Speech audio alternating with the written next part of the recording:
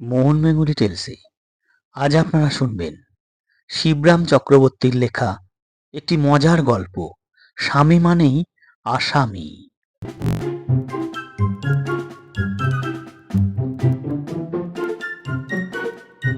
শুরু হচ্ছে আজকের গল্প, স্বামী মানেই আসামি। রচনা শিবরাম চক্রবর্তী।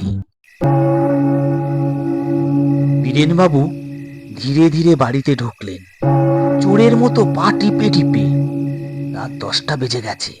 একজন স্বামীর দণ্ড লাভের পক্ষে এই যথেষ্ট প্রমাণ।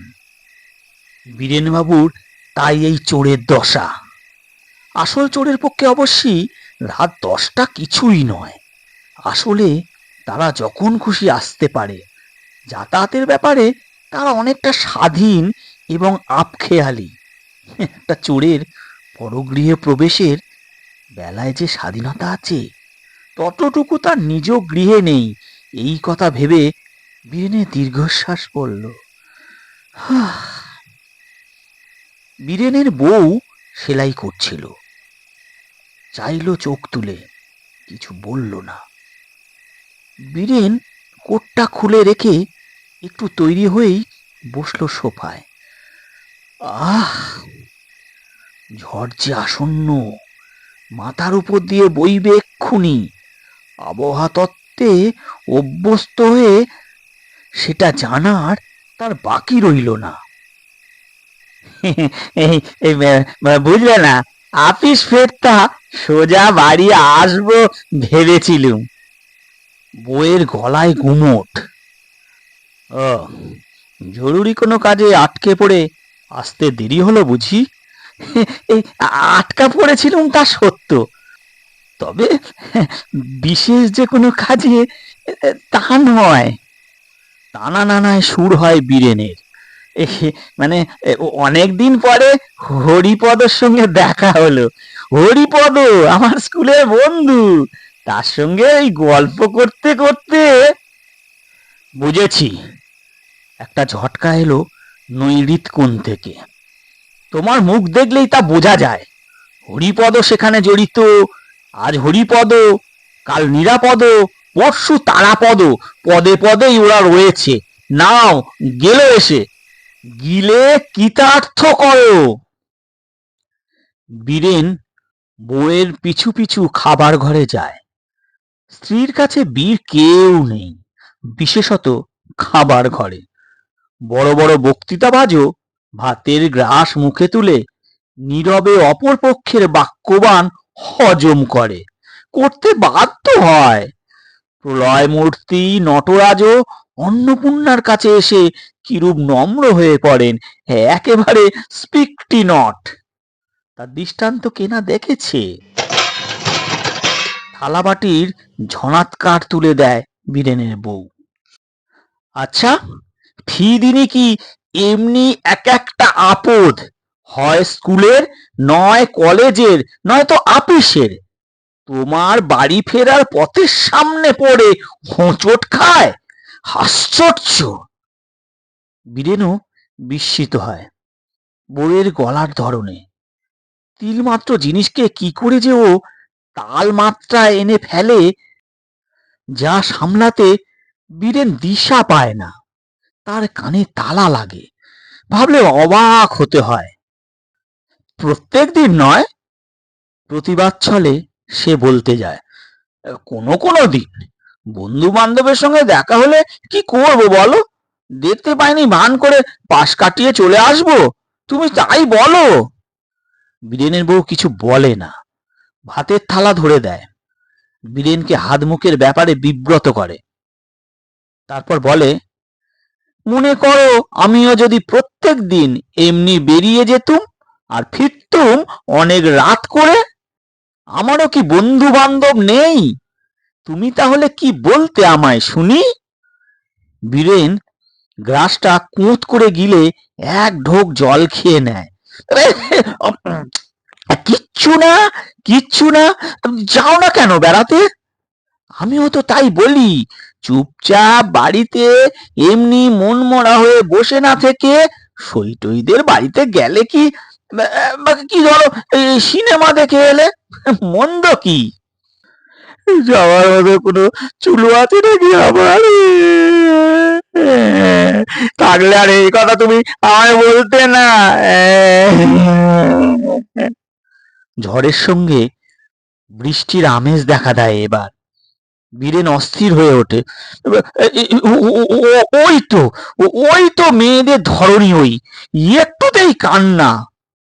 বীরেন বউয়ের বায়না সইতে পারে, রান্না সইতে রাজি, কিন্তু কান্না ওর অসহ্য। গর্জনে সে কাহিল নয়, কিন্তু বর্ষণে কাতর। বীরেনের বউ উদ্গত অশ্রু দমন করে অন্য ভূমিকা নেয়।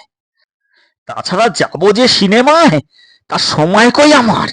সেই সকাল থেকে এই এতটা রাত অবধি তো তোমাদের দাসী বৃত্তি করছি। আমি সিনেমায় গেলে গুষ্টির পিণ্ডি কে রাঁধবে শুনি? ছেলে মেয়েদের ইজির ফ্রক এসব বা সেলাই করবে কে? তারপর ঘর দোর ঝাড়া মোছা। আমি বলি কি, এর কিছু কিছু বাদ দিলে বোধ হয় ভালো হয়। বড্ড যেন বেশি বেশি করা হচ্ছে। ও, তাই নাকি? বীরেন বাধা দিয়ে জানায়, এই যেমন ধরো ঘরদোর ঝাড়া মোছার কাজ, এটা যেন একটু বাড়াবাড়ি করা হয় আমার ধারণা। এই সেদিন আমি দরজার পাশে দাঁড়িয়েছিলুম, হয়তো তুমি দেখতে পাওনি। তুমি ঝুল ঝাড়া ঝাড়নটা দিয়ে মায়ের দরজা, মানে দরজা আমার আশেপাশে ঝেড়ে দিলে। তাতে আপদমস্তক আমার অনেক আবর্জনা সাফ হয়ে গেল, তা সত্য। কিন্তু মানুষ পরিষ্কার করার রীতি বোধ হয় ও নয়। বউকে এবার নিরুত্তর হতে হয়। বধূ জীবনে বোধ হয় এই প্রথম, এবং জীবনের এই প্রথম সুযোগে বীরেনও আরো কিছু বলে নেয়।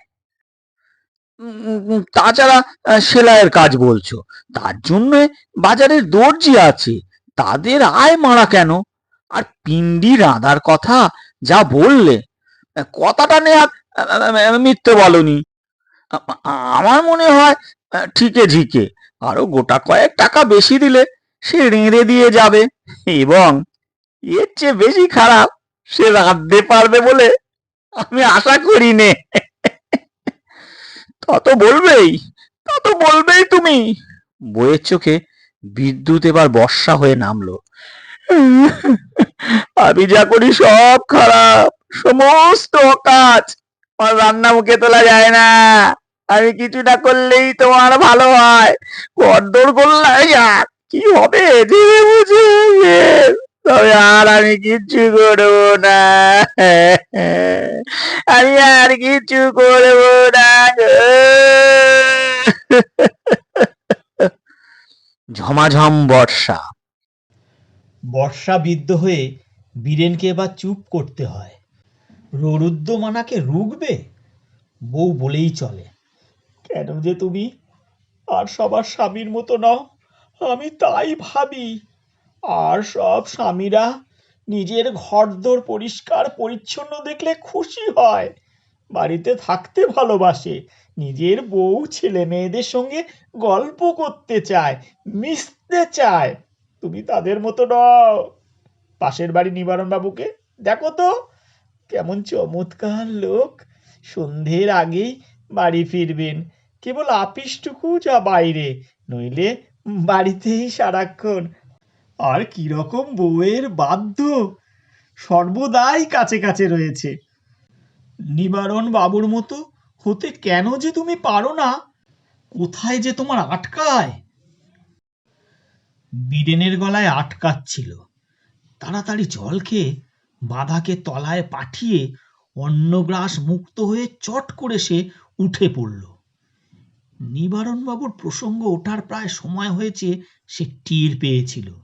সে ঢেউ একবার উঠলে শ্রীমতীকে নিবারণ করা অসম্ভব সে জানত। কথার চেয়ে দৃষ্টান্ত তীক্ষ্ণ। কথার খোঁচা তবু সওয়া যায়, কিন্তু দৃষ্টান্তের খোঁচা অসহ্য। তার সূচি মুখ থেকে বাঁচতে হলে কান হাতে করে দৃষ্টির বাইরে যেতে হয়। বীরেন হাত মুখ ধুয়ে একটা সিগারেট ধরিয়ে বারান্দার দিকে পালিয়ে গেল।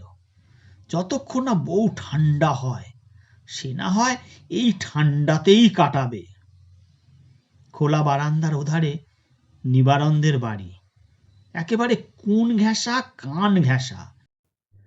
বারান্দার গায়ে হেলান দিয়ে যে এক টুকরো আকাশ দেখা মেলে, সেই দিকে এক দৃষ্টে চেয়ে রইল বীরেন। তারাদের পানে তাকিয়ে তাকিয়ে ভাবতে লাগলো সে, মেয়েদের মন পাওয়া দায়। তার বউয়ের কথাই ধরা যাক না, অতি তুচ্ছ কারণে, এমন অকারণে সে উত্তাল হয়ে ওঠে যে ভাবতেই পারা যায় না। হয়তো সব দোষী বউয়ের নয়, তার নিজেরও কিছু আছে। বাস্তবিক ভেবে দেখলে দিনের পর দিন একঘেয়ে খালি ঘরকন্না চালিয়ে কতটা আমোদ পেতে পারে মানুষ। মেয়ে হলেও মানুষ তো। পুরুষে তবু একটা পা বাড়ির বাইরে থাকে। এই একঘেয়েমির অরণ্য থেকে তবু তার বেরোবার পথ আছে। সারা দিনের কোথাও না কোনো সময় সে মুক্তির স্বাদ পায়। একবার অন্তত ঘরোয়া বানপ্রস্থ থেকে বেরিয়ে বাইরের জনারণ্যে সে নিজেকে হারাতে পারে। প্রতিদিনই সিনেমা, রেস্তোরাঁ, প্রিয় সঙ্গ, অতটা না হোক তবু রাস্তায় বেরুলে অনেক নতুন মুখ চোখে পড়ে তো। নতুন মুখ আর অচেনা মুখ যত, সব মুখই কিন্তু অসুন্দর নয়। ফিরে দেখবার মতো কেউ কেউ থাকে বই কি তার মধ্যে। ফিরে দেখার নাও যদি হয়, শুধুই মুখ দেখা, পাকা দেখা নাই বা পাকালো, তাই কি কম? তার বউও তো ইচ্ছে করলে বেরুতে পারে, এধার ওধার ঘুরে টুরে আসতে পারে একাত্রু। তার দিক থেকে তো কোনোই বাধা নেই। লাইব্রেরি থেকে বই আনিয়ে পড়তে পারে। কত নাচ গানের আসর হয়, সিনেমাতে কত ভালো ভালো ছবি আসে, গিয়ে দেখতে পারে তো। একলাই বা কাউকে সঙ্গে নিয়ে কি আপত্তি করেছে? তা না, কেবল সেলাই আর সেলাই। কে বলেছে তাকে এত এত সেলাই করতে আর দিনরাত কেবল ঝুল ঝাড়তে শুনি? অবশ্যই তার বউ যে আরও অনেক বউয়ের মতো নয়, এই জন্য সে মনে মনে খুশি। তার বউ যে ঘরকন্না নিয়ে জড়িয়ে থাকে, সুখী থাকে, সেটা এক পক্ষে ভালোই। কোনো কোনো মেয়ে যেমন প্রজাপতির মতো খালি উঠছেই, দিন রাতি কেবল ফুর্তি, স্বামীর দিকেও নজর নেই, গেরস্থালির দিকেও নয়, কেবল তার কষ্টার্জিত টাকা উড়িয়ে খালাস করা। তার বউ তেমন নয়। হ্যাঁ হ্যাঁ, এর জন্য তার বউকে ধন্য বলতে হয়। বীরেন নিজের মনে মনে বলে, সে নিজেও কম ধন্য নয়, এ কথাও সে মানতে বাধ্য হয়। এতদূর ভেবে এতক্ষণে বীরেনের বিবেক টনটন করতে থাকে। দূরের তারকালোকের দিকে তাকিয়ে একটু আগেই নিজের গৃহকে সে তাড়নালোক জ্ঞান করেছিল, কিন্তু এখন দেখল না, তা নয়, অতটা নয়। দূরবীন না লাগিয়েও অদূরে যাকে দেখা যায়, সে নিছক তারকা রাক্ষসী না, বরং ধ্রুবতারা স্বগোত্রীয়, তাকে হয়তো বলা চলে। না, এরপর থেকে সে বউয়ের কথা মতোই চলবে, আর তার অবাধ্য হবে না। আপিস ফেরত সোজা বাড়ি এসে তার সন্ধ্যাকৃত্য, তারপর বাড়ির বার আর নয়। বইয়ের রূপসুধা, কথামৃত, শ্রীহস্ত লাঞ্ছিত খাদ্য ইত্যাদি পানাহার শেষে লক্ষ্মী ছেলের মতো শুতে যাওয়া, তারপরে ঘুম থেকে উঠে বাজার সেরে নিয়ে খেয়েই ফের আপিস। এবার থেকে এই হলো তার নিত্যক্রিয়া এবং নৃত্যক্রীড়া। বইয়ের খাতিরে বন্ধুবান্ধব সব বর্জন করবে। রাস্তায় তাদের কারোর সাথে দেখা হলে প্রথমেই পাওনাদারের মতো না দেখার ভান দেখাবে। তাতেও যদি তারা না মানে, ঘাড়ে পড়ে জমাতে আসে, সে চোখ তুলে নাচে বিরাবনত মুখে সরে পড়ার চেষ্টা করবে। যদি তবু কেউ তাড়া করে, তাকে উপদেশ দেবে, যাও নিজের বউয়ের কাছে যাও, আমাকে বকিও না। সত্যি, বউয়ের চেয়ে আপনার তার কাছে কে আছে? কার কে আছে? এইরূপ সমাধানে পৌঁছে অনুতাপ বিদ্ধক্ত বীরেন বউয়ের কাছে মার্জনা ভিক্ষে করে আরও মার্জিত হবার আশায় যখন বারান্দা ত্যাগ করতে যাচ্ছে, সেই সময়ে অপ্রত্যাশিত রূপে আরও সমস্যা দেখা দিল। আরেক দাম্পত্য সমস্যা। পাশে নিবারণবাবুর ঘর থেকে শ্রীমতী নিবারণীর কলকণ্ঠ কানে এলো। তিনিও স্বামীকে শায়েস্তা করতে লেগেছেন। বলিহারি যাই তোমার, বলছিলেন নিবারণের বউ, কি করে যে দিনের পর দিন এমনি করে বাড়ি কামড়ে পড়ে থাকতে পারো, তাই আমি অবাক হয়ে ভাবি। এমন খড়কুনে মানুষ আমি জন্মেও দেখিনি। কেন কেন সন্ধ্যের পর একটু বেড়ালে, হাওয়া খেতে বেরুলে কি হয়? বন্ধু বান্ধব 5 জনের সঙ্গে মিশলে, আড্ডা দিলে, এখানে ওখানে গল্প গুজব করলে খানিক, তাও কি তোমার ভালো লাগে না? কেবল আপিস আর ঘর, ঘর আর আপিস। আপিস থেকে ফিরে নির্জীব হয়ে শুয়ে পড়লে। এমন করতে করতে বাত ধরবে যে। ক্যা বাত! বারান্দার অন্ধকারের মধ্যে বীরেনের মুখ উজ্জ্বল হয়ে উঠল। বেচারা নিবারণেরও দেখছি সেই দশা। তারও স্বস্তি নেই, যদিও তার অপরাধ আমার ঠিক উল্টো বলেই যেন বোধ হচ্ছে। নিবারণ কি সদুত্তর দেয় জানবার জন্য পরের কথায় আঁড়ি পাতা অন্যায়, এবং আঁড়ি পাততে গিয়ে অধঃপতন লাভ করা আরও অন্যায়, তা জেনেও বারান্দা থেকে অনেকখানি সে ঝুঁকল। কিন্তু এত ঝুঁকি নিয়েও কোনো লাভ হলো না। প্রত্যুত্তরে নিবারণ আমতা আমতা করে কি যে বলল কিছুই বোঝা গেল না। সঙ্গে সঙ্গে ওর বউয়ের গর্জন তেড়ে এলো। বউয়ের এত আঁচল ধরা হওয়া কি ভালো? এরকম ন্যাওটা মানুষ মোটেও আমি ভালোবাসি না। আর 2 চক্ষের বিষ। সারাটা সন্ধে বাড়িতে বসে থেকে আমার প্রত্যেক কাজে ব্যাগড়া না দিয়ে একটু বেরিয়ে টেরিয়ে এলে কি হয় না? তাতে কিছু মহাভারত অশুদ্ধ হবে না।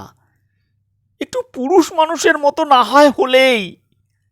পাশের বাড়ির নিবারণবাবুকে দেখো দেখি, ওই রকম কি তুমি হতে পারো না?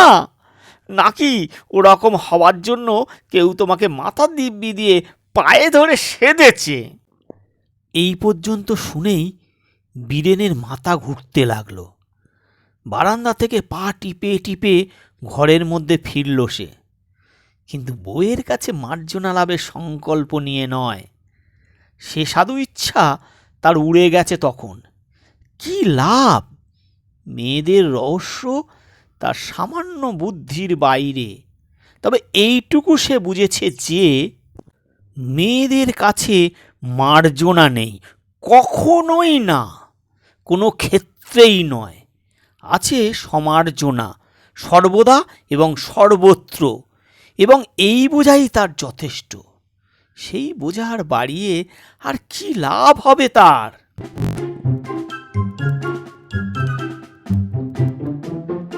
শেষ হলো মোহন বেঙ্গলি টেলসের আজকের নিবেদন। একটি মজার গল্প, স্বামী মানেই আসামি। রচনা শিবরাম চক্রবর্তী। ধন্যবাদ।